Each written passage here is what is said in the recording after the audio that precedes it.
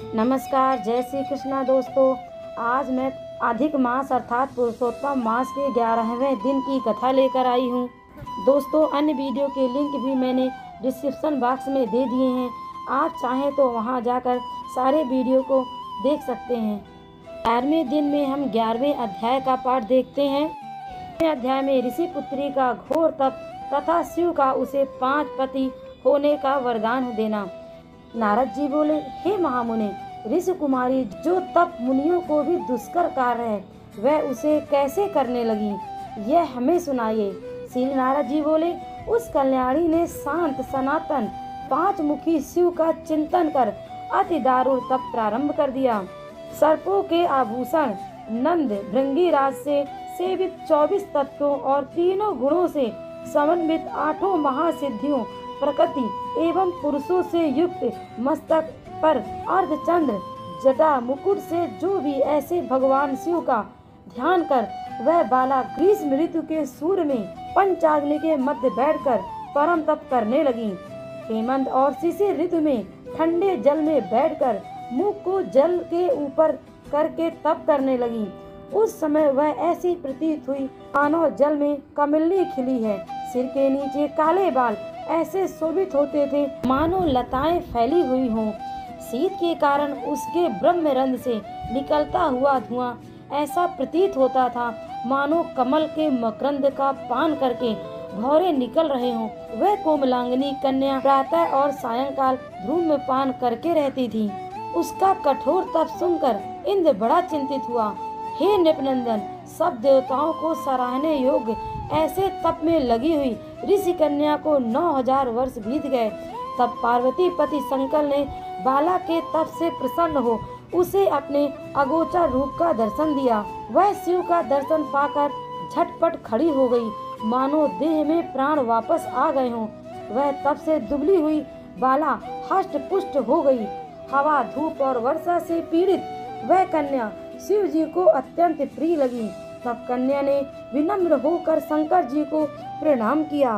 फिर विश्व वंदित शंकर जी की मानसिक उपचारों से पूजा करके बड़ी श्रद्धा भक्ति से स्तुति करने लगी। हे पार्वती बल्लभ, हे प्राणनाथ, हे प्रभु, हे भर्ग, हे भूतेश, हे गौरीश, हे शंभु, हे तमह, हे सोम, सूर्य और अग्नि रूपी दिव्य त्रिनेत्र वाले मेरे आधार, हे मुंडमालधारी, आपको नमस्कार है।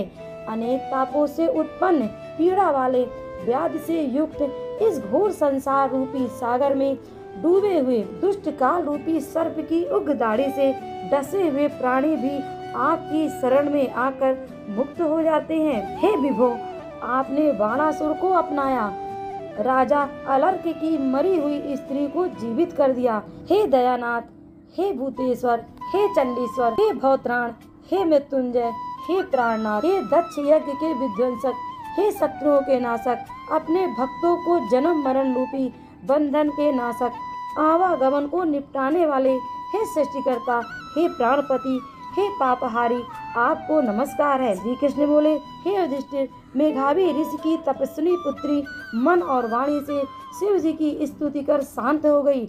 ऋषि मुनि के महा उग्र तप से उसकी स्तुति को सुन शिव जी बड़े प्रसन्न होकर बोले, हे तपस्विनी, हे महाभागे, तेरा कल्याण हो, मन इच्छित वर मांग, मैं तुझ पर बहुत प्रसन्न हूँ। चिंता मत कर हे राजन। महा आनंद में मग्न हुई कुमारी प्रसन्न हुए शिव के ऐसे वचन सुनकर बोली, हे दीनानाथ, हे दया सिंधु, यदि आप मेरे ऊपर प्रसन्न हैं तो मुझे इच्छित पति दीजिए। हे प्रभु, देर मत कीजिए। हे महादेव, मुझे पति दो, पति दो, श्रेष्ठ पति दो। मैं पति मांगती हूँ, इसके अतिरिक्त और कुछ नहीं मांगती। ऐसा कहकर वह चुप हो गई। महादेव जी ने यह सुनकर मुनि कन्या से बोले, हे मुनि कन्या, तूने जो कहा है वही होगा। तूने 5 बार पति पति कहकर वर मांगा है, इसलिए हे सुंदरी, तेरे 5 पति होंगे।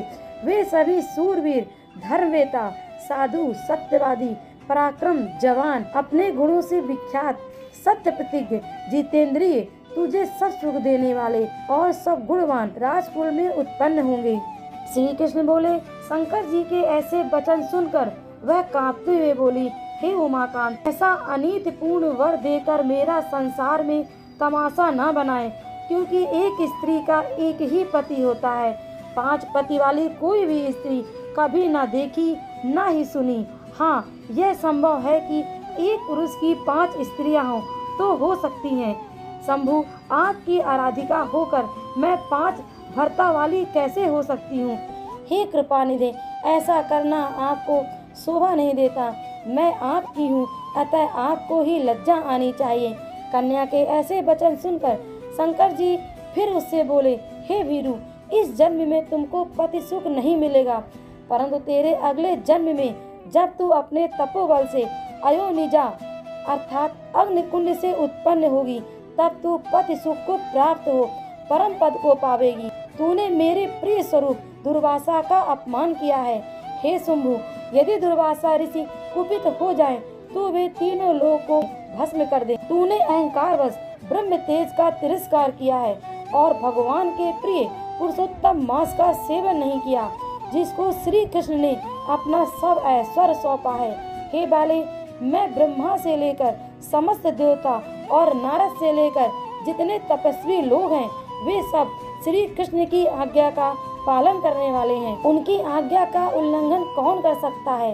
हे मूढ़ कन्या, दुर्वासा के कहने पर भी लोक पूजित मास तूने नहीं पूजा, अतः हे देवी दात्मने, तेरे 5 पति अवश्य होंगे।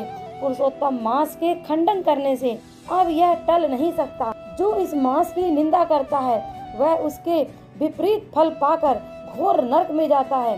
अत्यंत महान महात्माओं का वचन कैसे मिथ्या हो सकता है? तू ही बता। सदा बोलने वाले मुनि की वाणी अनुकरणीय है। नीलकंठ महादेव ऐसा कहकर अंतर्ध्यान हो गए।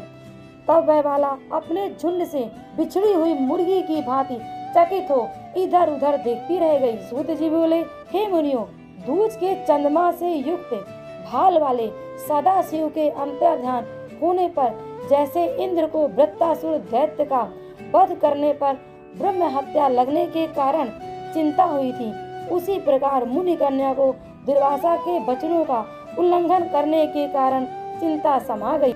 इति श्री पुरुषोत्तम मास कथा 11वां अध्याय समाप्त। इस प्रकार दोस्तों 11वें दिन के 11वें अध्याय की कथा समाप्त होती है। बोले बांके बिहारी कृष्ण भगवान की जय। दोस्तों, यदि वीडियो पसंद आया हो तो प्लीज़ वीडियो को लाइक करें, शेयर करें और सब्सक्राइब करना ना भूलें।